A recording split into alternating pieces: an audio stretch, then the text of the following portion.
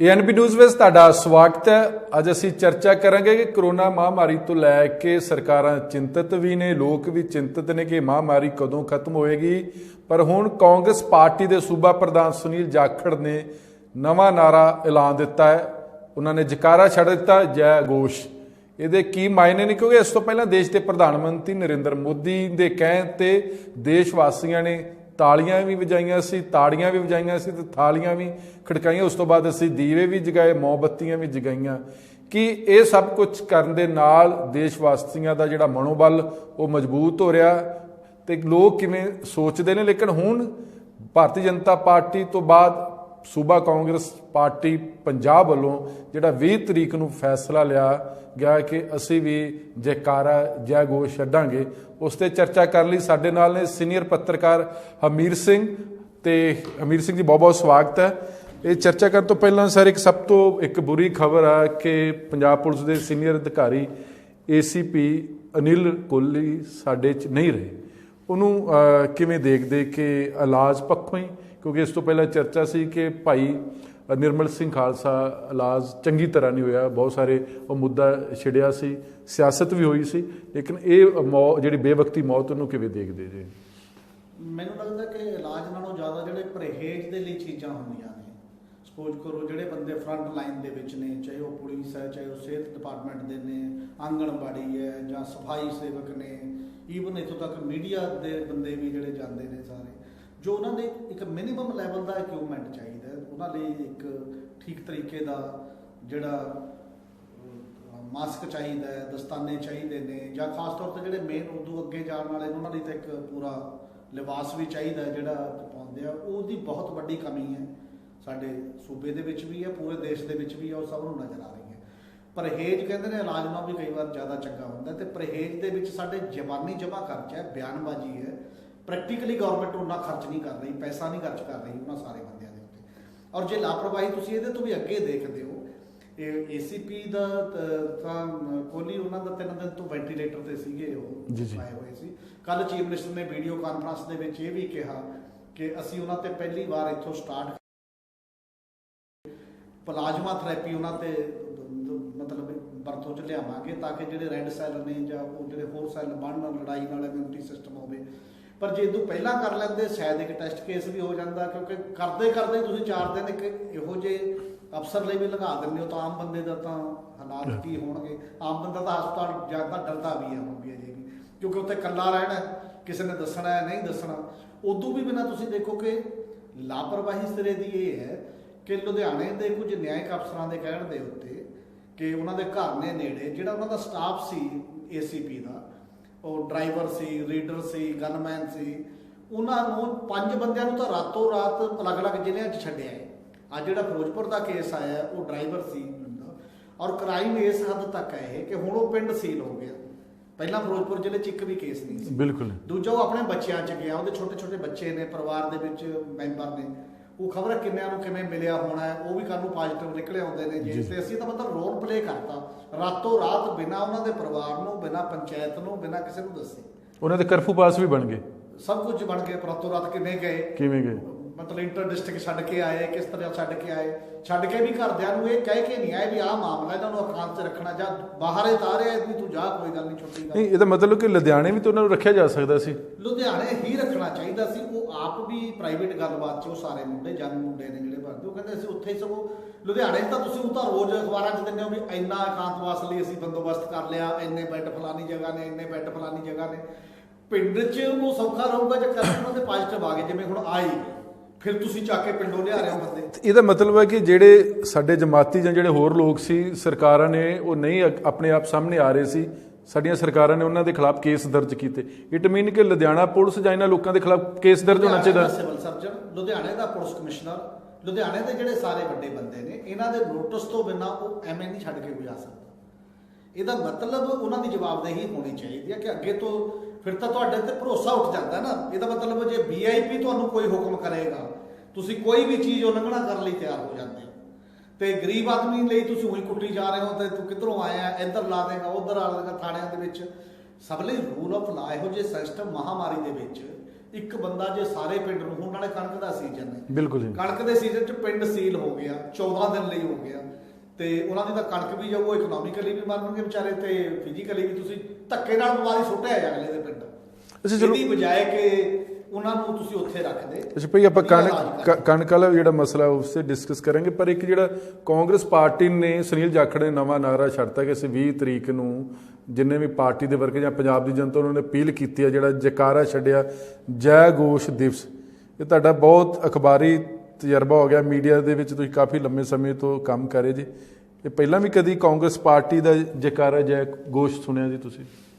ਮੈਂ ਇਸ ਸ਼ਬਦਾਵਲੀ 'ਚ ਕਦੇ ਨਾਰਾ ਨਹੀਂ ਸੁਣਿਆ। ਜੈ ਗੋਸ਼ ਦਾ ਅਸਲ 'ਚ ਮਤਲਬ ਹੈ ਜਿਵੇਂ ਵਿਜੇ ਨਾਦ, ਜੀ ਜੀ, ਵੀ ਅਸੀਂ ਜਿੱਤ ਦਾ ਹੋਕਰਾ ਮਾਰ ਰਹੇ ਹਾਂ, ਜਿਵੇਂ ਪੰਜਾਬੀ 'ਚ ਆਪਾਂ ਕਹੀਏ ਜਿੱਤ ਦਾ ਬਿਗਲ ਵਜਾ ਰਹੇ ਹਾਂ। ਇਹ ਬਹੁਤ ਇੱਕ ਝੂਠਾ ਜਿਹਾ ਮਤਲਬ ਆਪਣੇ ਆਪ ਨੂੰ ਤਲਵਾਸ ਦੇਣ ਵਾਲਾ ਇੱਕ ਵੈਸੇ ਹੀ ਮਾਮਲਾ ਹੁੰਦਾ ਹੈ। ਔਰ ਜਿਵੇਂ ਪ੍ਰਧਾਨ ਮੰਤਰੀ ਨਰਿੰਦਰ ਮੋਦੀ ਨੇ 3 ਵਾਰ ਦੇਸ਼ ਨੂੰ ਸੰਬੋਧਨ ਕਰ ਲਿਆ, 3 ਵਾਰ ਗਰੀਬ ਬੰਦਿਆਂ ਨੂੰ ਕਿਹਾ ਉਹ ਕੁਰਬਾਨੀ ਕਰ ਰਹੇ ਨੇ, ਬਹੁਤ ਸੰਕਟ ਚੱਲ ਰਹੇ ਨੇ, ਮੈਨੂੰ ਪਤਾ ਹੈ। ਇਹਦਾ ਮਤਲਬ ਤੁਸੀਂ ਗਰੀਬੀ, ਭੁੱਖਮਰੀ, ਆਪਦੀ ਨਲਾਇਕੀ ਕਿ ਉਹਨਾਂ ਨੂੰ ਤੁਸੀਂ ਰੁਜ਼ਗਾਰ ਨਹੀਂ ਦੇ ਰਹੇ, ਉਹਨੂੰ ਕੁਰਬਾਨੀ ਦਾ ਰੂਪ ਦੇ ਦਿਓ। ਫਿਰ ਉਹ 2 ਵਾਰ ਕਹਿ ਰਹੇ ਨੇ, ਇੱਕ ਵਾਰ ਕਹਿੰਦੇ ਨੇ ਤਾਲੀ ਵਜਾਓ ਤੇ ਥਾਲੀ ਵਜਾਓ, ਤੇ ਇੱਕ ਵਾਰ ਕਹਿ ਰਹੇ ਨੇ ਮੋਮਬੱਤੀ ਬਾਲੋ। ਤੇ ਉਹੇ ਜਿਹੀ ਚਾਲ ਤੇ ਮੈਨੂੰ ਲੱਗਦਾ ਕਾਂਗਰਸੀ ਲਾਗੇ। ਹਾਲਾਂਕਿ ਪਹਿਲਾਂ ਕਾਂਗਰਸ ਨੇ ਵਿਰੋਧ ਕੀਤਾ ਉਸ ਸਮੇਂ, ਉਹਨੇ ਕਿਹਾ ਵੀ ਇਕੱਲਾ ਮੋਮਬੱਤੀ ਨਾਲ ਕੀ ਹੋ ਜਾਊਗਾ, ਤੇ ਤੁਸੀਂ ਕੰਮ ਕਰੋ, ਪੈਸੇ ਦਿਓ ਲੋਕਾਂ ਨੂੰ, ਇਕਵਿਪਮੈਂਟਸ ਬਣਾਓ, ਸਿਹਤ ਡਿਪਾਰਟਮੈਂਟ ਨੂੰ ਮਜ਼ਬੂਤ ਕਰੋ, ਉਹ ਸਾਰੀਆਂ ਚੀਜ਼ਾਂ ਸੀ। ਪਰ ਮੈਨੂੰ ਲੱਗਦਾ ਕਿ ਹੁਣ ਮਨੋਵਿਗਿਆਨਕ ਤੌਰ ਤੇ ਅਸਰ ਇਹ ਪੈ ਗਿਆ, ਜਿਵੇਂ ਪਹਿਲਾਂ ਵੋਟਾਂ ਦੇ ਵਿੱਚ ਹੋ ਗਿਆ ਸੀ ਕਿ ਗੁਜਰਾਤ ਦੀਆਂ ਵੋਟਾਂ ਵੇਲੇ ਰਾਹੁਲ ਗਾਂਧੀ ਮੰਦਰ ਜਾਣ ਲੱਗ ਗਿਆ ਸੀ ਵੀ ਸ਼ਾਇਦ ਇਹਦੇ ਨਾਲ ਸਾਨੂੰ ਫਾਇਦਾ ਹੋ ਜਾਏਗਾ, ਮੋਦੀ ਮੰਦਰ। ਉਹੀ ਤਰੀਕਾ ਇਹਦੇ 'ਚ ਉਹ ਕਹਿੰਦੇ ਵੀ ਬੋਲੋ ਜੀ ਨਾਲ, ਜਿਹੜਾ ਟੋਟਲ ਪ੍ਰੈਸ ਨੋਟ ਹੈ ਕਿ ਜਾ ਕੇ ਉਸ ਦਿਨ ਸ਼ਾਮ ਨੂੰ 6 ਵਜੇ 20 ਤਰੀਕ ਨੂੰ ਜੀ ਜੀ ਤੁਸੀਂ ਬੋਲੇ ਸੋ ਨਿਹਾਲ ਤੇ ਹਰ ਹਰ ਮਹਾਦੇਵ ਦੇ ਜਿਹੜੇ ਨਾਰੇ। ਕਾਂਗਰਸ ਪਾਰਟੀ ਵੀ ਕਹਿੰਦੀ ਕਿ ਨਾਰੇ ਸਾਰੇ ਧਾਰਮਿਕ ਲਾਓ, ਅਸੀਂ ਧਰਮ ਪਰ ਨਿਰਪੱਖ ਪਾਰਟੀ, ਅਸੀਂ ਧਰਮ ਨਿਰਪੱਖ ਪਾਰਟੀ, ਪਰ ਨਾਰੇ ਸਾਡੇ ਕੋਲ ਧਰਮ ਦੇ ਹੀ ਹੁੰਦੇ ਜੀ ਜੀ। ਔਰ ਇਦੋਂ ਪਹਿਲਾਂ ਜਿਹੜਾ ਸੰਕਟ ਸੀ, ਵੈਸੇ ਵਿਗਿਆਨਕ ਤੌਰ ਤੇ ਤੁਸੀਂ ਸੰਕਟ ਕਿਹਨੂੰ ਕਹਿੰਦੇ ਹੋ ਕਿ ਸਾਡੇ ਵਾਰੀਅਰ ਨੇ। ਵਾਰੀਅਰ ਕੌਣ ਨੇ? ਤੁਸੀਂ ਕਹਿੰਦੇ ਹੋ ਕਿ ਸਿਹਤ ਡਿਪਾਰਟਮੈਂਟ ਦਾ ਹਰ ਮੁਲਾਜ਼ਮ ਸਾਡਾ ਜੰਗੀ ਲੜਾਕੂ ਹੈ, ਔਰ ਤੁਸੀਂ ਕਹਿੰਦੇ ਹੋ ਕਿ ਸਾਡੇ ਸਪਾਈ ਸੇਵਕ ਲੜਾਕੂ ਨੇ। ਤਾਂ ਜਦੋਂ ਸੰਕਟ ਦੇਸ਼ ਦੀ ਆਜ਼ਾਦੀ ਵੇਲੇ ਦੇਸ਼ ਤੇ ਆਇਆ, ਅਨਾਜ ਭੰਡਾਰ ਦਾ ਤੇ ਸੁਰੱਖਿਆ ਦਾ, ਉਦੋਂ ਲਾਲ ਬਹਾਦਰ ਸ਼ਾਸਤਰੀ ਨੇ ਤਾਂ ਜੈ ਜਵਾਨ ਜੈ ਕਿਸਾਨ ਦਾ ਨਾਰਾ ਦਿੱਤਾ ਸੀ। ਬਿਲਕੁਲ। ਅੱਜ ਵੀ ਤੁਸੀਂ ਭੁੱਖੇ ਮਰ ਜਾਓ, ਕਿਸਾਨਾਂ ਦੇ ਡੰਡੇ ਪੈ ਰਹੇ ਨੇ ਤੇ ਤੁਸੀਂ ਕੋਈ ਪ੍ਰੋਪਰ ਤਰੀਕੇ ਦਾ ਪ੍ਰਬੰਧ ਨਹੀਂ ਕਰ ਪਾਏ, ਇਹਨੂੰ ਪਾਸ ਮਿਲਿਆ ਨਹੀਂ ਮਿਲਿਆ, ਉਹਦੀ ਕਣਕ ਖੇਤਾਂ 'ਚ ਰੁੜ ਜੂਗੀ, ਉਹ ਤਾਂ ਡਰਿਆ ਹੋਇਆ, ਸਹਿਮਿਆ ਹੋਇਆ। ਉਹਦੀ ਜੈ ਜਵਾਨ ਕਰਨ ਦੀ ਬਜਾਏ ਉਹਦੇ ਲਈ ਕੋਈ ਪ੍ਰੋਪਰ ਪਾਲਿਸੀ ਸਿਸਟਮ, ਉਹਨੂੰ ਰਾਹਤ ਦੇਣ ਦੀ ਬਜਾਏ ਤੁਸੀਂ ਉਹਨਾਂ ਤੇ ਤਾਂ ਕੁੱਟ ਦਾ ਸਿਸਟਮ ਲਾਗੂ ਕਰ ਰਹੇ ਹੋ, ਤੇ ਤੁਸੀਂ ਹੋਰ ਇਹ ਫੋਕੇ ਨਾਅਰੇ ਦੇ ਰਹੇ ਹੋ ਪ੍ਰੈਕਟਿਸ ਦੇ ਵਿੱਚ।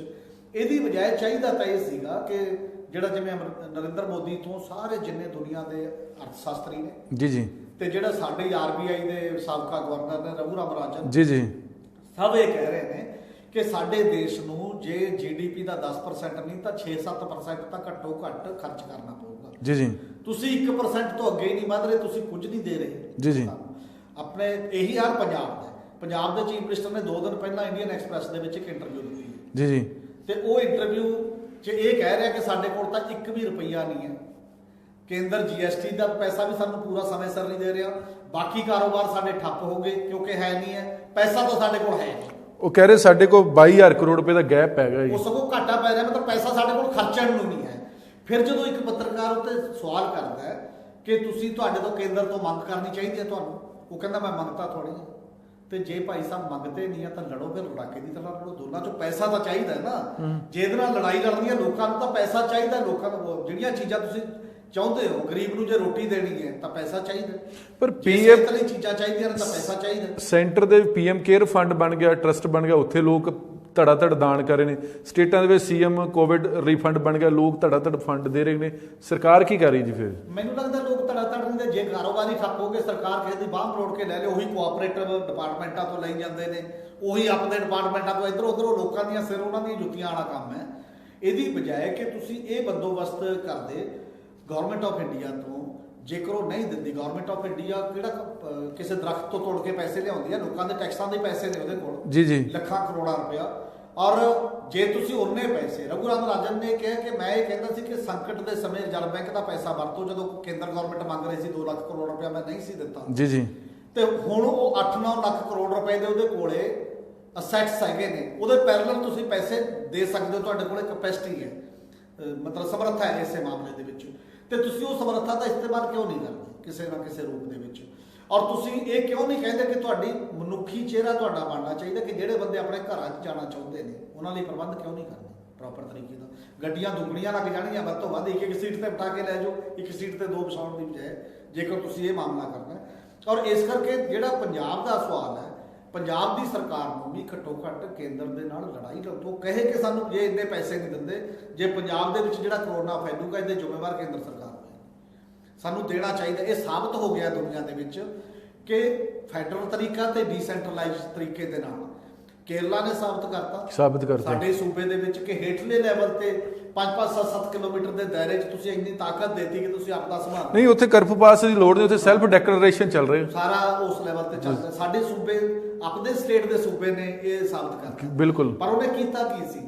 ਜਦੋਂ ਕੇਂਦਰ ਗਵਰਨਮੈਂਟ ਆਫ ਇੰਡੀਆ 15,000 ਕਰੋੜ ਰੁਪਇਆ ਅਨਾਉਂਸ ਕਰਦੀ ਆ, ਉਹਨੇ ਸਟੇਟ ਨੇ 20,000 ਕਰੋੜ ਰੁਪਇਆ ਅਨਾਉਂਸ ਕੀਤਾ ਪਹਿਲੇ ਦਿਨ ਵੀ ਅਸੀਂ ਇਹ ਖਰਚਾਂਗੇ, ਉੱਥੇ ਰਹੋ, ਸਾਡੀ ਜ਼ਿੰਮੇਵਾਰੀ ਹੈ ਸਾਰਾ ਕੁਝ ਕਰਨਾ। ਤੇ ਉਹ ਉੱਭਰੇ ਆਏ ਨੇ ਉਸ ਮਾਮਲੇ 'ਚ ਕੇਵਲ 2 ਮੌਤਾਂ ਹੋਣ ਦਿੱਤੀਆਂ ਨੇ। ਸਭ ਤੋਂ ਪਹਿਲਾਂ ਉੱਥੇ ਆਇਆ, ਸਭ ਤੋਂ ਪਹਿਲਾਂ ਕੇਰਲਾ ਤੇ ਸਾਰਾ ਕੁਝ ਟੈਸਟਿੰਗ ਤੁਸੀਂ ਦੇਖੋ ਕਿ ਕਿੱਥੇ ਲੈ ਗਏ ਹੋ। ਸਾਰੀ ਦੁਨੀਆ ਇਹ ਕਹਿ ਰਹੀ ਹੈ ਕਿ ਲਾਕਡਾਊਨ ਤੇ ਕਰਫਿਊ ਇਲਾਜ ਨਹੀਂ ਹੈ, ਇਹ ਕੇਵਲ ਉਹ ਸਮਾਂ ਹੈ ਜਿਹੜੇ ਸਮੇਂ ਦੇ ਵਿੱਚ ਤੁਸੀਂ ਕਰੋਨਾ ਵਾਇਰਸ ਦਾ ਇਲਾਜ ਕਰਨ ਦੇ ਵਾਸਤੇ ਤਿਆਰੀ ਕਰ ਸਕਦੇ ਹੋ। ਤਿਆਰੀ ਦੇ ਵਿੱਚ ਤੁਸੀਂ ਟੈਸਟਿੰਗ ਦੇ ਇਕਵਿਪਮੈਂਟ ਖਰੀਦੋ, ਬਾਕੀ ਚੀਜ਼ਾਂ ਖਰੀਦੋ, ਵੱਧ ਤੋਂ ਵੱਧ ਟੈਸਟ ਕਰੋ। ਇਹ ਤਾਂ ਭੁਲੇਖਾ ਹੀ ਹੈ ਸਾਡੇ 200 ਹੀ ਹੈ ਜੀ, ਅਜੇ ਇੰਨਾ ਹੀ ਹੈ, ਪਰ ਜਦ ਤੁਸੀਂ ਟੈਸਟ ਕਰਨ ਜਾਓਗੇ ਪਤਾ ਤਾਂ ਉਦੋਂ ਲੱਗੂਗਾ ਨਾ।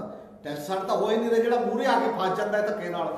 ਕੱਲ ਹੀ ਕੋਈ ਪਟਿਆਲੇ ਦਾ ਬੰਦਾ ਕਹਿ ਰਿਹਾ ਸੀ ਕਿ ਉਹ ਬੰਦੇ ਨੂੰ ਇਹ ਟੈਸਟ ਨਹੀਂ ਸੀ ਕਰ ਰਹੇ, ਉਹ ਕਹਿੰਦਾ ਮੈਨੂੰ ਲੱਗ ਰਿਹਾ ਕਿ ਮੈਨੂੰ ਸਿਮਟ ਆ ਰਿਹਾ, ਮੈਨੂੰ ਟੈਸਟ ਕਰੋ।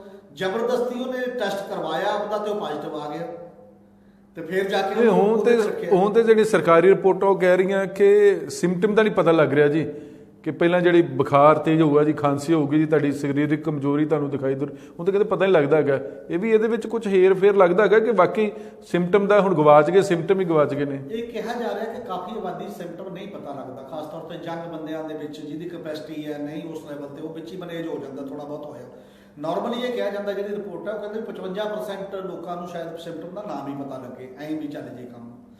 ਇੱਕ ਤਾਂ ਤਰੀਕਾ ਇਹ ਹੈ ਵੀ ਫਿਰ ਆਰਾਮ ਭਰੋਸੇ ਛੱਡ ਦੋ ਵੀ ਜਿਹਨੂੰ ਆਪੀ ਚੱਲ ਜੂਗਾ ਕੰਮ, ਆਪੀ ਉਹਨੂੰ ਹਾਰਡ ਇਮਿਊਨਿਟੀ ਕਹਿੰਦੇ ਨੇ ਵੀ 60% ਤੱਕ ਹੋ ਕੇ ਫਿਰ ਆਪੀ ਸੈਟਲ ਹੋ ਜਾਂਦਾ ਕੰਮ, ਵੀ ਫਿਰ ਉਹਦੇ ਚੋਂ ਕਿੰਨੇ ਕੀ। ਜਦ ਤੁਸੀਂ ਤਿਆਰੀ ਕਰ ਰਹੇ ਹੋ, ਲੋਕਾਂ ਨੂੰ ਇੰਨੀ ਤਕਲੀਫ ਦੇ ਰਹੇ ਹੋ, ਲੋਕਾਂ ਨੂੰ ਘਰਾਂ 'ਚ ਨਜ਼ਰਬੰਦ ਰੱਖਿਆ ਹੋਇਆ ਹੈ, ਉਦੋਂ ਵੱਧ ਤੋਂ ਵੱਧ ਟੈਸਟ ਤੇ ਫੋਕਸ ਕਿਉਂ ਨਹੀਂ ਕਰਦੇ ਵੱਡੇ ਪੈਮਾਨੇ ਤੇ ਟੈਸਟ ਕਰਕੇ, ਤਾਂ ਕਿ ਇਹਦਾ ਕੋਈ ਲਿਮਟ ਹੋਵੇ।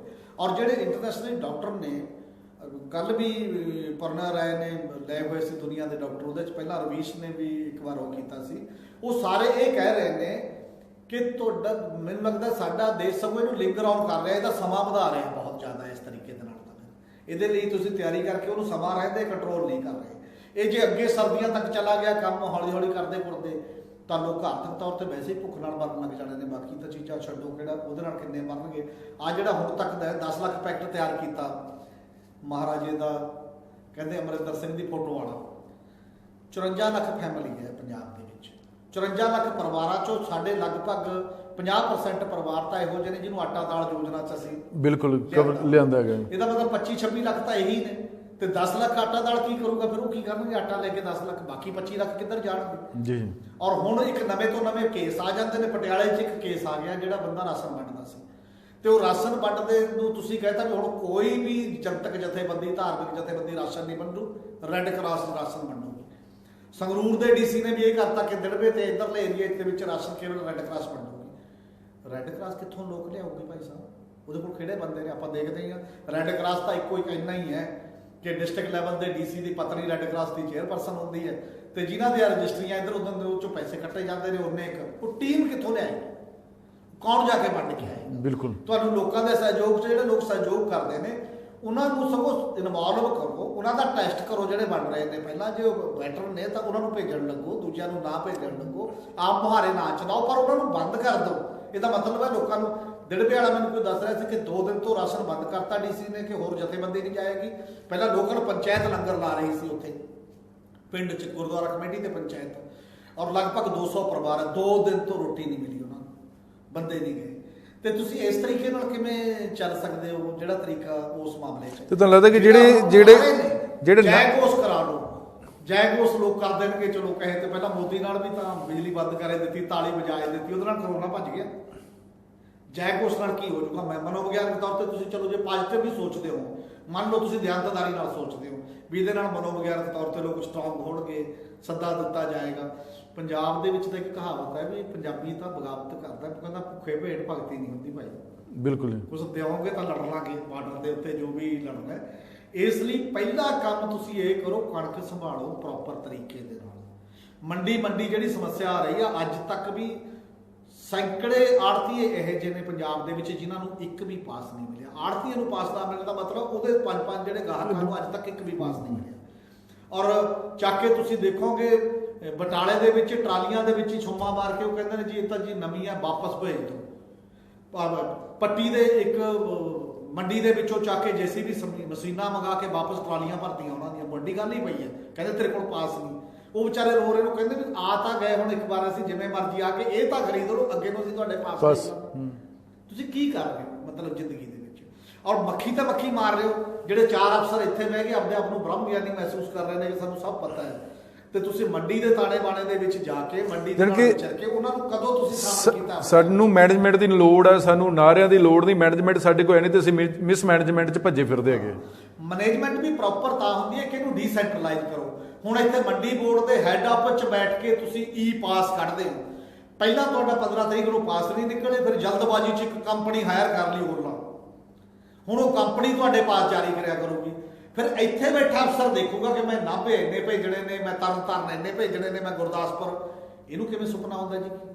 ਤੁਸੀਂ ਮੰਡੀਆਂ 'ਚ ਵੀ ਜੇਕਰ ਪ੍ਰਬੰਧ ਕਰਨਾ ਹੈ, ਮੰਡੀ 'ਚ ਐਸਡੀਐਮ ਹੋਏਗਾ ਹਰੇਕ ਏਰੀਏ 'ਚ, ਉੱਥੇ ਦਾ ਮਾਰਕੀਟ ਕਮੇਟੀ ਦਾ ਸੈਕਟਰੀ ਹੋਏਗਾ, ਉੱਥੇ ਲੋਕਲ ਏਰੀਏ ਦੇ ਹੋਰ ਕਿਸਾਨਾਂ ਨੂੰ ਪਾ ਲਓ, ਕੁਝ ਮਜ਼ਦੂਰਾਂ ਦੇ ਨੁਮਾਇੰਦੇ ਪਾ ਲਓ, ਉਹਨਾਂ ਦੀ ਰਾਏ ਨਾਲ ਆੜਤੀਏ ਪਾ ਲਓ ਵਿੱਚ, ਉਹਨਾਂ ਦੀ ਰਾਏ ਦੇ ਨਾਲ ਆਪਦਾ ਏਰੀਆ, ਉਹ ਆਪਣੀ ਮੰਡੀ ਦਾ ਏਰੀਆ ਮੈਨੇਜ ਕਰ ਲੈਣ ਪ੍ਰੋਪਰ।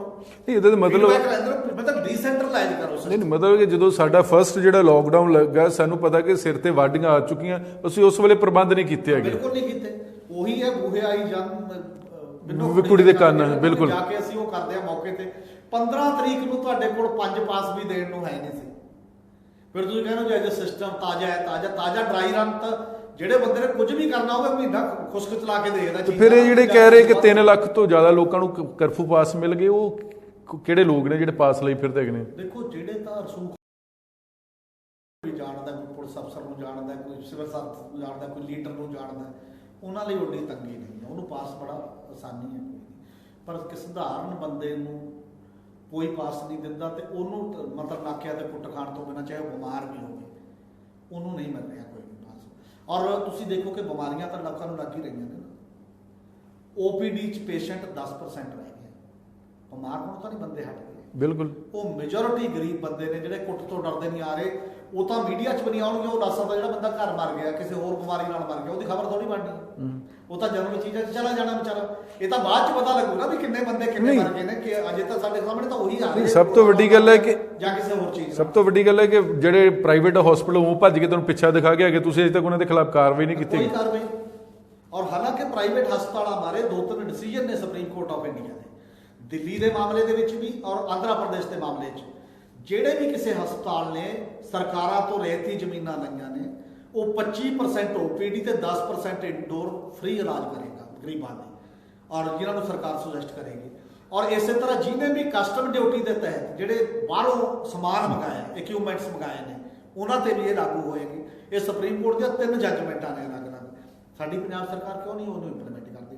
ਸਾਡੇ ਕੈਬਨਿਟ ਦੇ ਵਿੱਚ ਇੱਕ ਏਜੰਡਾ ਲਿਆਂਦਾ ਜੀ, ਹੁਣ ਪ੍ਰਾਈਵੇਟ ਹਸਪਤਾਲ ਦੇ ਵਿੱਚ ਤੇ ਅਸੀਂ ਨਕੇਲ ਕਸਾਂਗੇ। ਕਿੱਥੇ ਹੈ ਨੋਟੀਫਿਕੇਸ਼ਨ? ਇੱਕ ਦਿਨ ਖਬਰਾਂ ਛਪ ਗਈਆਂ। ਬਿਲਕੁਲ ਖਬਰ ਛਪਣ ਨਾਲ ਕੀ ਹੋ ਜਾਂਦਾ ਹੈ? ਕਿੰਨਾ ਹਫ਼ਤੇ ਤੋਂ ਜ਼ਿਆਦਾ ਹੋ ਗਿਆ ਸਮਾਂ, ਨੋਟੀਫਿਕੇਸ਼ਨ ਕਿੱਥੇ ਹੈ? ਕਿਹੜੇ ਪ੍ਰਾਈਵੇਟ ਹਸਪਤਾਲ ਨੂੰ ਤੁਸੀਂ ਉਸ ਲੈਵਲ ਤੇ ਅੰਡਰ ਕੰਟਰੋਲ ਕਰ ਲਿਆ? ਇਸ ਲਈ ਕਈ ਵਾਰ ਲੋਕਾਂ ਦੀ ਜਿਹੜੀ ਸਮਾਜਿਕ ਖਪਤ ਦੇ ਲਈ ਅਸੀਂ ਬਿਆਨਬਾਜ਼ੀ ਕਰ ਦਿੰਦੇ ਹਾਂ। ਜੇ ਐਕਸ਼ਨ ਨਾ ਹੋਵੇ, ਉਹਦੀ ਐਗਜ਼ੀਕਿਊਸ਼ਨ ਨਾ ਹੋਵੇ, ਲੋਕਾਂ ਨੂੰ ਪਤਾ ਉਦੋਂ ਲੱਗਣਾ ਜਿਹੜੀ ਚੀਜ਼ ਗਰਾਊਂਡ ਤੇ ਸਹੀ ਸਾਬਤ ਹੋ ਰਹੀ ਹੈ। ਕਾਗਜ਼ਾਂ 'ਚ ਸਹੀ ਸਾਬਤ ਜਿੰਨੀਆਂ ਮਰਜ਼ੀ ਚੀਜ਼ਾਂ ਹੋਣ, ਉਹਨਾਂ ਦਾ ਕੋਈ ਫਾਇਦਾ ਨਹੀਂ। ਇਸ ਕਰਕੇ ਇਹ ਜ਼ਰੂਰਤ ਹੈ ਗਵਰਨਮੈਂਟ ਦੀ ਬਹੁਤ ਸੀਰੀਅਸ। ਇੱਕ ਤਾਂ ਡੀਸੈਂਟਰਲਾਈਜ਼ ਕੀਤਾ ਜਾਵੇ, ਗਵਰਨਮੈਂਟ ਆਫ ਇੰਡੀਆ ਵੀ, ਸਟੇਟਾਂ ਨੂੰ ਵੀ ਪੈਸਾ ਚਾਹੀਦਾ ਜਿੰਨਾ ਪੰਪ ਕਰੋ ਉਹਦੇ 'ਚ ਪੂਰਾ। ਉਹਦੇ ਲਈ ਪੂਰੇ ਤਰੀਕੇ ਦੇ ਨਾਲ ਸਭ ਤੋਂ ਪਹਿਲੀ ਗੱਲ ਟੈਸਟਿੰਗ ਹੈ। ਦੁਨੀਆ ਸਾਰੀ ਕਹਿ ਰਹੀ ਹੈ ਟੈਸਟ ਤੋਂ ਬਿਨਾਂ ਕੋਈ ਇਲਾਜ ਨਹੀਂ ਹੈ। ਔਰ ਅਗਲੀ ਗੱਲ ਗਰੀਬਾਂ ਦੇ ਖਾਣ ਪੀਣ ਦਾ ਬੰਦੋਬਸਤ ਕਰਨ ਦਾ। ਤੇ ਹੁਣ 20 ਤਰੀਕ ਤੋਂ ਉਹ ਗਾਈਡਲਾਈਨ ਜਾਰੀਆਂ ਨੇ ਪ੍ਰਧਾਨ ਮੰਤਰੀ ਦੀ, ਬਿਲਕੁਲ ਜੀ, ਜਿਹੜੀਆਂ 20 ਤੋਂ ਲਾਗੂ ਕਰਨੀਆਂ ਨੇ। ਔਰ ਜੇ ਉਹ ਗਾਈਡਲਾਈਨ ਜੋ ਮੰਨ ਲਿਆ ਜਾਵੇ ਤਾਂ ਪੇਂਡੂ ਅਰਥ ਵਿਵਸਥਾ ਕਾਰੋਬਾਰ ਘੱਟੋ ਘੱਟ ਸਟਾਰਟ ਹੋ ਸਕਦਾ ਹੈ। ਮੈਨੂੰ ਨਹੀਂ ਪਤਾ ਸਾਡੀ ਸਰਕਾਰ ਕਰਫਿਊ ਢਿੱਲ ਦੇਗੀ ਜਾਂ ਨਹੀਂ ਦੇਗੀ।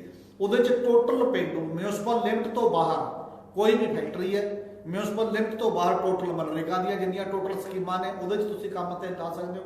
ਮਿਊਨਿਸਪਲ ਲਿਮਟ ਤੋਂ ਬਾਹਰ ਹੀ ਸਾਰੀ ਖੇਤੀ ਹੈ, ਉਹਦੇ 'ਚ ਵੀ ਕੋਈ ਗੱਲ ਨਹੀਂ ਹੈ। ਇਟ ਮੀਨਸ ਉਹਦੇ 'ਚ ਤੁਸੀਂ ਬੰਦੋਬਸਤ ਇਹ ਕਰਨਾ ਹੈ ਕਿ ਸਮਾਜਿਕ ਡਿਸਟੈਂਸ ਕਿਵੇਂ ਰਹੇਗਾ। ਸਾਰੀ ਪੁਲਿਸ ਤੇ ਸਾਰਾ ਪ੍ਰਸ਼ਾਸਨ ਇਸ ਤੇ ਲਾਉਣਾ ਚਾਹੀਦਾ ਕਿ ਡਿਸਟੈਂਸ ਮੇਨਟੇਨ ਰੱਖੋ, ਪਰ ਇੱਥੇ ਇਸ ਗੱਲ ਤੇ ਲਾਉਣਾ ਚਾਹੀਦਾ ਕਿ ਤੁਸੀਂ ਲੋਕਾਂ ਨੂੰ ਕੁੱਟੋ। ਨਹੀਂ, ਲੋਕਾਂ ਨੂੰ ਕੁੱਟੋਗੀ ਪੁਲਿਸ ਨੂੰ ਤੇ ਲੰਗਰ ਵਰਤਾਉਣ ਤੇ ਲਾਤਾ ਹੈਗਾ ਜੀ।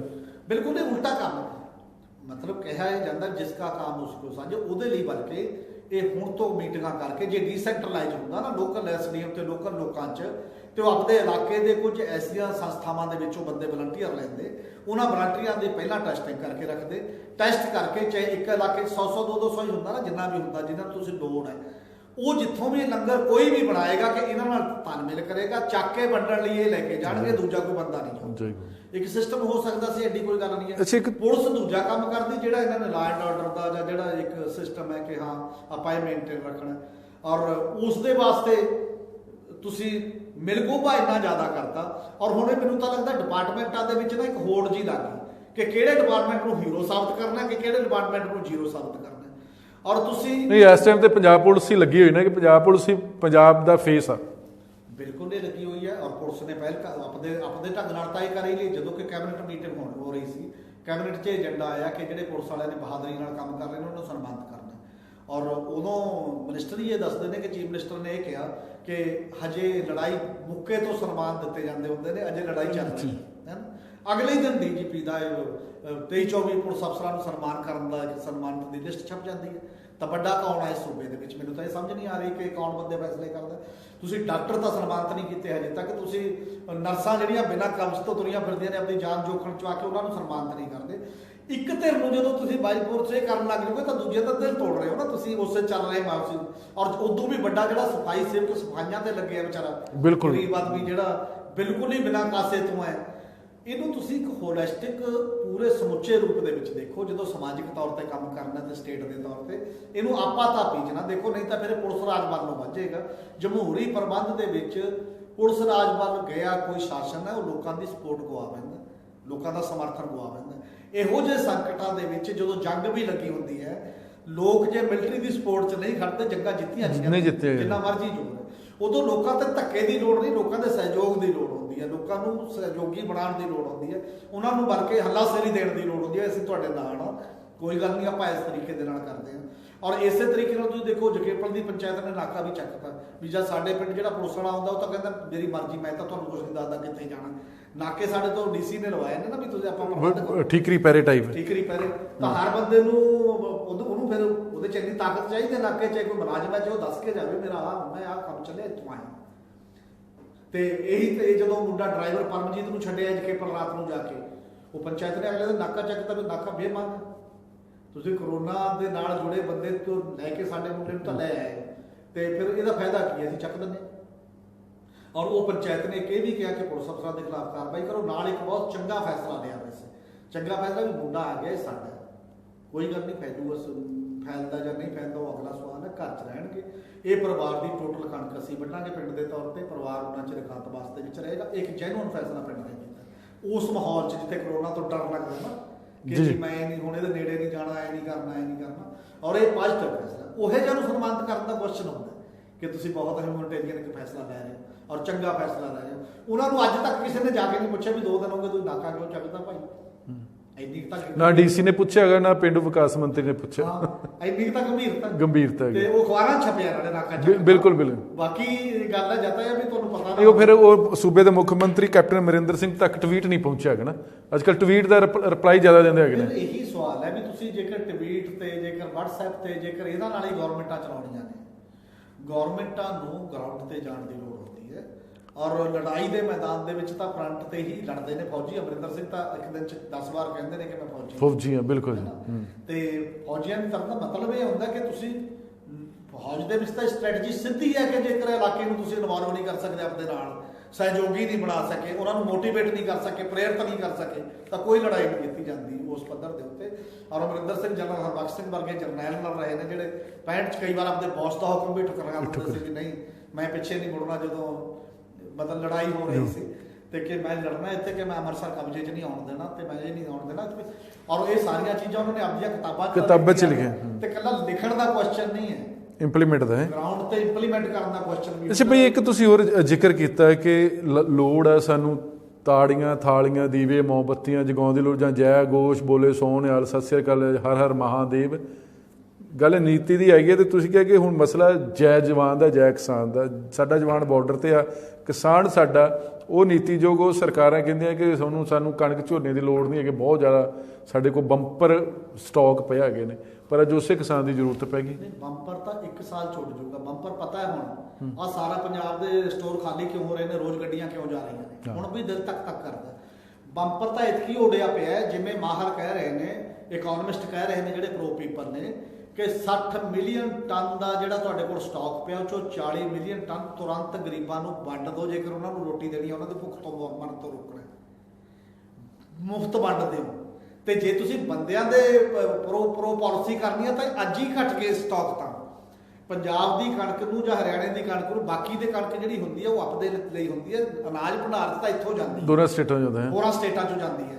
ਇਹਦੇ ਵੱਲ ਤੁਸੀਂ ਜੇ ਧਿਆਨ ਨਹੀਂ ਦਿਓਗੇ ਤੇ ਫਾਰਮਰ ਉਸੇ ਤੱਕ ਨਾਲ ਰੁੜ ਗਿਆ, ਅੱਧੀ ਇੱਧਰ ਹੋ ਗਈ ਅੱਧੀ ਉੱਧਰ। 2 ਸਾਲ ਤੋਂ ਵੱਧ ਨਹੀਂ ਚੱਲਦਾ ਇਹ ਸਟਾਕ, ਔਰ 2 ਸਾਲ ਤੋਂ ਵੱਧ ਨਹੀਂ ਚੱਲਦਾ। ਫਿਰ ਜੇ ਖੁਰਾਕੀ ਦੰਗੇ ਨੇ, MS ਸਵਾਮੀਨਾਥਨ ਜਿਹੜੇ ਵੱਡੇ ਸਾਡੇ ਐਗਰੀਕਲਚਰ ਸਾਇੰਟਿਸਟ ਨੇ, ਉਹਨਾਂ ਨੇ ਇੰਡੀਆ ਟੂਡੇ ਦੇ ਕਈ 6-7 ਸਾਲ ਪਹਿਲਾਂ ਦਾ ਇੱਕ ਪ੍ਰੋਗਰਾਮ ਸੀਗਾ, ਸਾਰੇ ਮੇਨ ਟੌਪ ਦੇ ਬੰਦੇ ਸਨਮਾਨਿਤ ਕਰਦਾ ਹੈ ਸੀ ਰਾਸ਼ਟਰਪਤੀ, ਉੱਥੇ ਕਿਹਾ ਕਿ ਸਿਕਿਉਰਿਟੀ ਫਿਊਚਰ ਦੀ ਤੋਪਾਂ ਨਾਲ ਨਹੀਂ ਹੋਣੀ, ਹਥਿਆਰ ਖਰੀਦਣ ਨਾਲ ਨਹੀਂ ਹੋਣੀ, ਤੇ ਇਹ ਖੁਰਾਕ ਦੀ ਸਿਕਿਉਰਿਟੀ ਦੀ ਪ੍ਰੋਬਲਮ ਆਉਣੀ ਹੈ।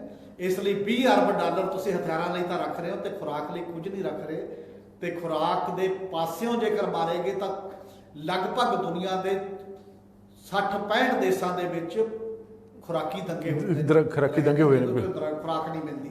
ਉਦੋਂ ਕੋਈ ਨਹੀਂ ਦੇਖਦਾ, ਉਹਨੂੰ ਤੁਸੀਂ ਕਹੀ ਜਾਓ ਭੁੱਖੇ ਬੰਦੇ ਨੂੰ, ਭੱਜੇ ਤੇਰੇ ਗੋਲੀ ਮਾਰੂੰਗਾ, ਤੇਰੇ ਫਲਾਨਾ ਕਰੂੰਗਾ, ਤੇ ਮੈਨੂੰ ਤਾਂ ਕਰੋਨਾ ਆ ਰਿਹਾ, ਉਹ ਕਹਿੰਦਾ ਮੈਂ ਤਾਂ ਮਰੇ ਹੀ ਕਰ ਲੂ, ਕੀ ਕਰ ਰਿਹਾ। ਜੋ ਉੱਥੇ ਬੰਬੇ 'ਚ ਮਜ਼ਦੂਰ ਆਏ ਗਏ ਨਾ 14 ਤੋਂ ਬਾਅਦ, ਜਦੋਂ ਦੁਬਾਰਾ ਉਹ ਕੀਤਾ, ਉਹ ਕਹਿੰਦੇ ਸਾਨੂੰ ਸੀਗਾ ਵੀ 14 ਤੋਂ ਬਾਅਦ ਖੁੱਲ੍ਹ ਜੂਗਾ, ਚਲੇ ਜਾਵਾਂਗੇ, ਜੇ ਹੁਣ ਵੀ ਨਹੀਂ ਕਰਦੇ ਅਸੀਂ ਦੱਸੋ ਕੀ ਕਰੀਏ। ਫਿਰ ਤੁਸੀਂ ਲਾਠੀ ਚਾਰਜ ਕਰਦੇ ਹੋ। ਇਹਦਾ ਮਤਲਬ ਪੀੜਤ ਨੂੰ ਹੀ ਕੁੱਟਣ ਤੇ ਉਹਨੂੰ ਦੋਸ਼ੀ ਠਹਿਰਾਉਣ ਦਾ ਜਿਹੜਾ ਇੱਕ ਤਰੀਕਾ ਹੈ, ਬਲੇਮ ਦਾ ਵਿਕਟਮ ਜਿਹੜੀ ਥਿਉਰੀ ਹੈ, ਇਹ ਬਹੁਤ ਖਤਰਨਾਕ ਹੈ। ਨਾ ਉਹਨਾਂ ਨੇ ਕਰੋਨਾ ਲਿਆਂਦਾ, ਕਰੋਨਾ ਬਾਈ 에ਅਰ ਆਇਆ, ਅਮੀਰ ਆਦਮੀ ਦੇ ਥਰੂ ਆਇਆ। ਬਾਈ 에ਅਰ ਤੁਸੀਂ ਸਾਰੇ ਦੇਸ਼ ਆਪਣੇ ਬੰਦੇ ਜਿਹੜੇ ਫਸੇ ਉਹਨਾਂ ਨੂੰ ਲਿਆ ਰਹੇ ਹੋ, ਉਹਨਾਂ ਨੂੰ ਰਾਹ ਦੇ ਰਹੇ ਹੋ, ਤੇ ਜਿਹੜਾ ਗਰੀਬ ਬੰਦਾ ਫਸ ਗਿਆ ਜਿੱਥੇ ਤੁਸੀਂ ਠੋਸਤਾ, ਉਹਨੂੰ ਤੁਸੀਂ ਕੁੱਟ ਕੇ ਮਜਬੂਰ ਕਰਕੇ ਸਟੇਟਾਂ ਦੀਆਂ ਹੱਦਾਂ 'ਚ ਰੱਖ ਰਹੇ ਹੋ ਤੇ ਭੁੱਖਾ ਰੱਖ ਰਹੇ ਹੋ। ਇਹ ਕਿਹੜੀ ਪਾਲਿਸੀ? ਅਸੀਂ ਹਜੇ ਵੀ ਜਿਹੜੇ ਔਖੀ ਘੜੀ ਦੇ ਵਿੱਚ ਆ, ਅਸੀਂ ਆਪਣੀ ਨੀਤੀ ਨਹੀਂ ਬਣਾ ਸਕੇ ਜਿਹੜੀ ਸਹੀ ਮਾਇਨੇ 'ਚ ਨੀਤੀ ਬਣਨੀ ਚਾਹੀਦੀ ਹੈਗੀ। ਜੇ ਅਸੀਂ ਗਰੀਬਾਂ ਤੱਕ ਰੋਟੀ ਪਹੁੰਚਾਉਣੀ ਹੈਗੀ ਆ, ਜਿਨ੍ਹਾਂ ਦਾ ਕੋਈ ਕਸੂਰ ਨਹੀਂ ਹੈਗਾ, ਤੇ ਉਹਨਾਂ ਨੂੰ ਇਹ ਬੇਕਸੂਰ ਦੇ ਜਾਂ ਕਸੂਰਵਾਰਾਂ ਦੀ ਕਚਹਿਰੀ 'ਚ ਖੜਾ ਕਰ ਦਿੱਤਾ ਹੈਗਾ। ਬਿਲਕੁਲ, ਮੈਂ ਇਸ ਲਈ ਇਹ ਕਹਿ ਰਿਹਾ ਕਿ ਉਹਨਾਂ ਤੱਕ ਤਾਂ ਉਹ ਤਾਂ ਵਿਚਾਰੇ ਰੋਜੀ ਰੋਟੀ ਕਮਾ ਰਹੇ ਸੀ, ਤਾਂ ਵੀ ਪੂਰੀ ਨਹੀਂ ਸੀ ਜੁੜਦੀ। ਹੁਣ ਤੁਸੀਂ ਇਹ ਕਹਿ ਦਿੰਦੇ ਹੋ ਬੈਠੇ ਬਿਠਾਏ ਸਭ ਕੁਝ ਠੀਕ ਹੈ, ਸਭ ਦਾ ਪ੍ਰਬੰਧ ਕਰਤਾ, ਇਹ ਕਿੱਥੋਂ ਕੋਈ ਮੰਨੂਗਾ ਦਲੀਲ ਦੇ ਆਧਾਰ ਤੇ? ਉਹਦੇ ਲਈ ਚਾਹੀਦਾ ਇਹ ਹੈ, ਇਹਨੂੰ ਡੀਸੈਂਟਰਲਾਈਜ਼ ਕਰ ਦਿੰਦੇ, ਪਿੰਡ ਜ਼ਿੰਮੇਵਾਰੀ ਦਿੰਦੇ, ਪਿੰਡ 'ਚ ਵੀ ਸਿਆਸਤ ਹੋ ਰਹੀ ਹੈ, ਔਰ MC ਤੇ ਸਰਪੰਚ ਜਿਹੜੇ ਮਾੜੇ ਮੋਟੇ ਵੀ ਜਾਂਦਾ ਵੀ ਹੈ, ਉਹ ਵੀ ਆਪਦੇ ਘਰੇ ਸਟਾਕ ਰਖਾ ਕੇ ਤੇ ਆਪਦਿਆਂ ਨੂੰ ਦੇ ਰਹੇ ਨੇ ਤੇ ਦੂਜਿਆਂ ਨੂੰ ਛੱਡ ਰਹੇ ਨੇ, ਮਾਨਵੀ ਚਿਹਰਾ ਨੇ। ਇਹਦੇ 'ਚ ਇੰਡੀਪੈਂਡੈਂਟ ਟਾਈਪ ਦੇ ਜਿਹੜੇ ਲੋਕ ਨੇ, ਕੁਛ ਜੈਨੂਅਨ ਸੋਸ਼ਲ ਕੰਟਰੀਬਿਊਸ਼ਨ ਵਾਲੇ ਲੋਕ ਨੇ, ਉਹਨਾਂ ਦੀਆਂ ਕਮੇਟੀਆਂ ਬਣਾਉਂਦੇ, ਉਹਨਾਂ ਨਾਲ ਸਰਕਾਰ ਤੇ ਪ੍ਰਸ਼ਾਸਨ ਰਾਬਤਾ ਰੱਖਦਾ ਤੇ ਉਹਨਾਂ ਨੂੰ ਹੈਂਡਓਵਰ ਕਰਦਾ ਆਪਦੇ ਬੰਦਿਆਂ ਨੂੰ ਦੇਣ ਦੀ ਬਜਾਏ ਕਿ ਤੂੰ ਮੇਰਾ ਬੰਦਾ, ਤੈਨੂੰ ਦੇਤਾ ਤੂੰ ਮੇਰਾ ਬੰਦਾ। ਜੇ ਨੀਅਤ ਸਾਫ਼ ਹੋਵੇ, ਘੱਟੋ ਘੱਟ ਇਹ 'ਚੋਂ ਪੋਲੀਟਿਕਸ ਨਹੀਂ ਕੱਢਣੀ ਚਾਹੀਦੀ, ਇਹ 'ਚੋਂ ਵੋਟਾਂ ਨਹੀਂ ਕੱਢਣੀਆਂ ਚਾਹੀਦੀਆਂ। ਪਹਿਲਾਂ ਬਚ ਜਾਓ, ਬਚਣ ਤੋਂ ਬਾਅਦ ਆਪਣੀ ਸਿਆਸਤ ਕਰ ਲਿਓ, ਫਿਰ ਜਾ ਕੇ ਜਿਹਦਾ ਮਰਜ਼ੀ ਜਿਹਦੇ ਪੱਖ 'ਚ ਨਾਅਰਾ ਲਵਾ ਲਿਓ, ਜਿਹਦੇ ਮਰਜ਼ੀ ਵਿਰੋਧ 'ਚ ਨਾਅਰਾ ਲਵਾ ਲਿਓ। ਪਹਿਲਾਂ ਥੋੜ੍ਹਾ ਜਿਹਾ ਉਦੋਂ ਜ਼ਿਆਦਾ ਗੰਭੀਰ ਹੋਣ ਦਾ ਸਵਾਲ ਹੈ। ਪਹਿਲਾਂ ਪ੍ਰਸ਼ਾਸਨ ਲੋਕਾਂ ਦਾ ਭਰੋਸਾ ਜਿੱਤੇ, ਗਰੀਬ ਨੂੰ ਇਹ ਤਾਂ ਲੱਗੇ ਕਿ ਤੁਸੀਂ ਮੇਰੇ ਬਾਰੇ ਚਿੰਤਤ ਹੋ। ਹਜੇ ਉਹਨੂੰ ਇਹ ਨਹੀਂ ਲੱਗ ਰਿਹਾ ਚਿੰਤਤ ਹੋ, ਤੁਸੀਂ ਬਿਆਨ ਦੇ ਰਹੇ ਹੋ ਕਿਉਂਕਿ ਤੁਹਾਡੇ ਕੋਲ ਸੋਸ਼ਲ ਮੀਡੀਆ ਵੀ ਹੈ, ਤੁਹਾਡੇ ਕੋਲ TV ਵੀ ਹੈ, ਤੁਹਾਡੇ ਕੋਲ ਅਖਬਾਰ ਵੀ ਨੇ, ਉਹਦੀ ਰੀਚ ਉੱਥੇ ਤੱਕ ਕਈ ਵਾਰ ਨਹੀਂ ਹੁੰਦੀ ਹੈ, ਇਸ ਲਈ ਉਹ ਭਰੋਸਾ ਨਹੀਂ ਪੈਦਾ ਹੋ ਰਿਹਾ ਉਸ ਗੱਲ ਨਾਲ। ਅੱਜ ਤੁਸੀਂ ਜੇਕਰ ਬਿਆਨ ਦੇਤਾ ਚੀਫ ਮਿਨਿਸਟਰ ਨੇ ਕਿ ਸਾਰੇ ਘਰ ਦੇ ਵਿੱਚ ਰਾਸ਼ਨ ਜਾਏਗਾ, ਜੇ ਉਹ 1 ਹਫ਼ਤੇ 'ਚ ਵੀ ਨਹੀਂ ਜਾਂਦਾ ਤਾਂ ਭਰੋਸਾ ਟੁੱਟ ਜਾਂਦਾ। ਤੁਸੀਂ ਉਹ ਗੱਲ ਕਰੋ ਜਿਹੜੀ ਜਾ ਸਕਦੀ ਹੈ, ਉਹੋ ਜਿਹਾ ਤਰੀਕਾ ਲੱਭੋ ਜਿਹੜਾ ਉੱਥੇ ਤੱਕ ਚੱਲ ਸਕਦਾ। ਉਹੋ ਜਿਹੇ ਬੰਦਿਆਂ ਨੂੰ ਕਮੇਟੀਆਂ 'ਚ ਇਨਵੋਲਵ ਕਰੋ ਜਿਨ੍ਹਾਂ ਦਾ ਉਹ ਤਜਰਬਾ ਹੋਵੇ, ਔਰ ਲੰਗਰ ਦਾ ਤਾਂ ਪੰਜਾਬੀਆਂ ਦਾ ਐਡਾ ਵੱਡਾ ਤਜਰਬਾ, ਜੇ ਪੰਜਾਬ 'ਚ ਵੀ ਲੰਗਰ ਕਰਕੇ ਬੰਦੇ ਤੰਗ ਨੇ ਤਾਂ ਇਦੋਂ ਤਾਂ ਮਤਲਬ ਕੁਛ ਨਹੀਂ, ਨਮੋਸ਼ੀ ਭਰੀ ਗੱਲ ਹੋ ਸਕਦੀ। ਤੁਸੀਂ ਉਹਨਾਂ ਤੇ ਭਰੋਸਾ ਹੀ ਨਹੀਂ ਕਰ ਰਹੇ। ਭਰੋਸਾ ਨਹੀਂ ਕਰ ਰਹੇ। ਚਲੋ ਹਮੀਰ ਸਿੰਘ, ਤੁਸੀਂ ਸਾਡੇ ਦਾ ਸਮਾਂ ਕੱਢਿਆ, ਤੁਹਾਡਾ ਬਹੁਤ ਬਹੁਤ ਧੰਨਵਾਦ ਜੀ। ਇਹ ਮਸਲਾ ਇਹ ਆ ਕਿ ਸਾਨੂੰ ਅੱਜ ਵੀ ਸੱਚੇ ਮਨ ਦੇ ਨਾਲ ਨੀਅਤ ਤੇ ਨੀਤੀ ਦੋਨੇ ਤੇ ਜ਼ੋਰ ਦੇਣ ਦੀ ਲੋੜ ਹੈ, ਕਿਉਂਕਿ ਬਹੁਤ ਸਾਰੀਆਂ ਬੇਵਕਤੀ ਮੌਤਾਂ ਹੋ ਰਹੀਆਂ ਕਰੋਨਾ ਦੇ ਚੱਲਦਿਆਂ। ਅਸੀਂ ਪਾਠੀ ਜਿਹੜੇ ਹੁਸ਼ਿਆਰਪੁਰ ਤੋਂ ਹੀ ਉਹ ਵੀ ਗਵਾ ਚੁੱਕੇ ਨੇ। ਹਰ ਜ਼ਿੰਦਗੀ ਬੜੀ ਮਹੱਤਵਪੂਰਨ ਹੈ ਕਿਸੇ ਕੰਟਰੀ ਵਾਸਤੇ, ਕਿਸੇ ਦੇਸ਼ ਵਾਸਤੇ। ਸਾਡੇ ਕੋਲ ਪਦਮ ਸ਼੍ਰੀ ਭਾਈ ਨਿਰਮਲ ਸਿੰਘ ਨਹੀਂ ਰਹੇ, ਸਾਡੇ ਕੋਲ ACP ਨਹੀਂ ਰਹੇ। ਇਸ ਕਰਕੇ ਸਾਨੂੰ ਸਮਝਣ ਦੀ ਲੋੜ ਆ, ਬਹੁਤ ਜ਼ਿਆਦਾ ਸਮਝਣ ਦੀ ਲੋੜ ਆ ਕਿ ਜੇ ਅਸੀਂ ਨਾ ਸਮਝੇ ਇਸ ਔਖੀ ਘੜੀ ਦੇ ਵਿੱਚ, ਤੇ ਸਾਡੀਆਂ ਸਰਕਾਰਾਂ ਨੇ ਵੀ ਸਾਡਾ ਨਾ ਭਰੋਸਾ ਜਿੱਤਿਆ, ਤੇ ਜਿਹੜੇ ਖਤਰਾ ਇਸ ਤਰ੍ਹਾਂ ਹੀ ਸਾਡੇ ਤੇ ਮੰਡਰਾਉਂਦਾ ਰਹੇਗਾ। ਤੇ ਇਸ ਕਰਕੇ ਲੋਕਾਂ ਨੂੰ ਵੀ ਸਹਿਯੋਗ ਦੀ, ਸਬਰ ਦੀ ਜ਼ਰੂਰਤ ਆ, ਔਰ ਸਰਕਾਰਾਂ ਨੂੰ ਵੀ ਸਹੀ ਨੀਤੀ ਦੀ ਜ਼ਰੂਰਤ ਆ। ਨਾਰੇ ਬੜੇ ਲੰਮੇ ਸਮੇਂ ਤੋਂ ਸਰਕਾਰਾਂ ਨਾਰੇ ਲਾਉਂਦੀਆਂ ਆ ਰਹੀਆਂ ਨੇ, ਉਹਨਾਂ ਦਾ ਹੱਕ ਵੀ ਆ ਇਸ ਡੈਮੋਕ੍ਰੇਸੀ ਦੇ ਵਿੱਚ। ਲੇਕਿਨ ਫਿਲਹਾਲ ਜਿਹੜਾ ਕਰੋਨਾ ਦੇ ਖਿਲਾਫ ਜਿਹੜਾ ਸਾਡਾ ਨਾਰਾ ਕਿ ਉਹ ਕਿਵੇਂ ਜਿੱਤਣਾ, ਅਸੀਂ ਕਰੋਨਾ ਨੂੰ ਕਿਵੇਂ ਹਰਾਉਣਾ ਗਾ, ਉਸ 'ਤੇ ਜ਼ਿਆਦਾ ਫੋਕਸ ਕਰਨ ਦੀ ਜ਼ਰੂਰਤ ਆ। ਤੁਸੀਂ ਬਣੇ ਰਹੋ NB ਨਿਊਜ਼ ਦੇ ਨਾਲ। ਤੁਹਾਡਾ ਬਹੁਤ ਬਹੁਤ ਧੰਨਵਾਦ।